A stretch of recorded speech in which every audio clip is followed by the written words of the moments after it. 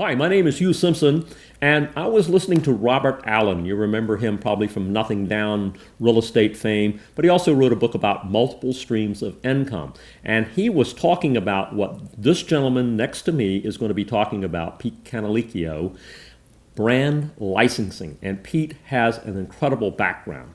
He came from Coca-Cola, and from there he went to the company that was Rubbermaid, and what's it called now, Pete? Newell Rubbermaid. Well, it's a great pleasure to have you here. It's Newell Rubbermaid now, huh? Great to be here. Great. Now, tell me what brand licensing is. Okay, brand licensing is a technique that not too many folks know about, but it's a tremendous way to get a brand into the marketplace, extend a brand into a category it isn't in currently. So, for example, Newell Rubbermaid has a Rubbermaid licensing program. Rubbermaid should be in a certain number of categories of product, but they can't afford to do all of those products themselves. It's just not practical. So what they do is they find third-party manufacturers who are best in class in the categories that they should be in, and they use that to supplement or complement what they're currently doing in manufacturing. So let me give you an example. Good.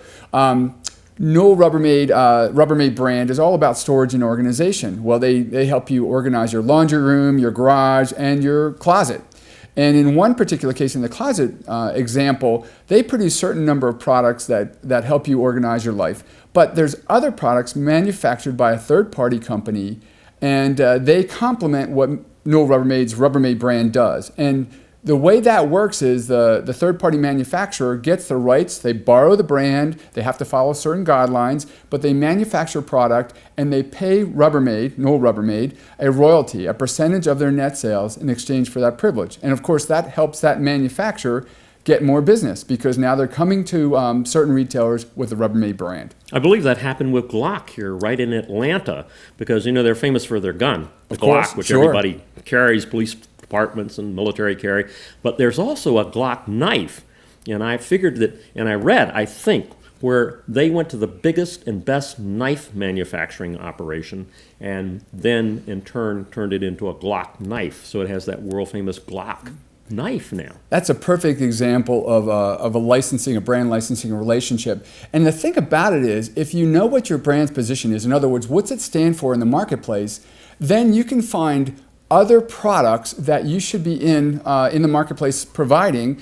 And why would you manufacture your own knife when there's a best-in-class manufacturer out there who can put your brand attributes into their product and then give you best-in-class distribution, connection with your consumer, and complement what you're currently doing in your core business and let you stay focused on your core business as that brand owner. And boy, the movie industry uses it, right?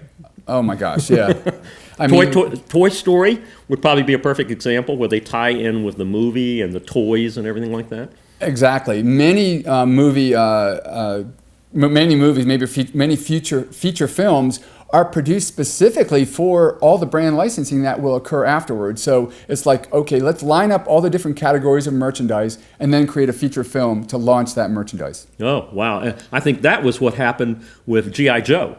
G.I. Joe was out for many years, and then they finally created a G.I. Joe movie to complement the toys. Right. It supercharges the brand, it gets it back out in the eye of the consumer, and then they create all kinds of new opportunities for manufacturers to connect with those consumers through the merchandise that's featured in the film. And I've actually worked with the NFL in a project and went to New York, and boy, you talk about protecting their brand. The National Football League really protects their brand. Oh, the NFL is one of the best examples of brand licensing.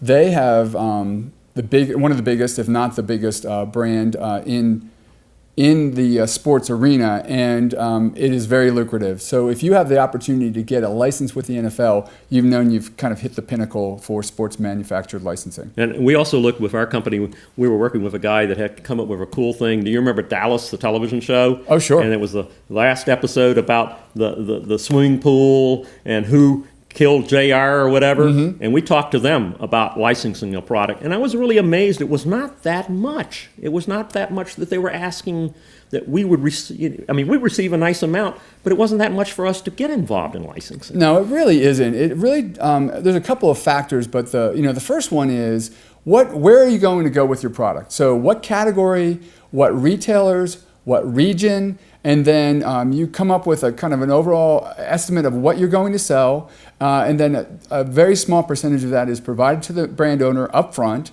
and then you agree a royalty rate. And for best-in-class brands, that can be 10%, 12%, but for up-and-coming brands, maybe it's 5 or 6%. Right. So it's not that much to give that manufacturer the chance to get out in the marketplace with a brand that everyone knows and loves. Well, this was our first video promoting his package that's coming out. It's an incredible package. Here's an expert. Robert Allen was saying that there was only 2 books that he had found written about brand licensing.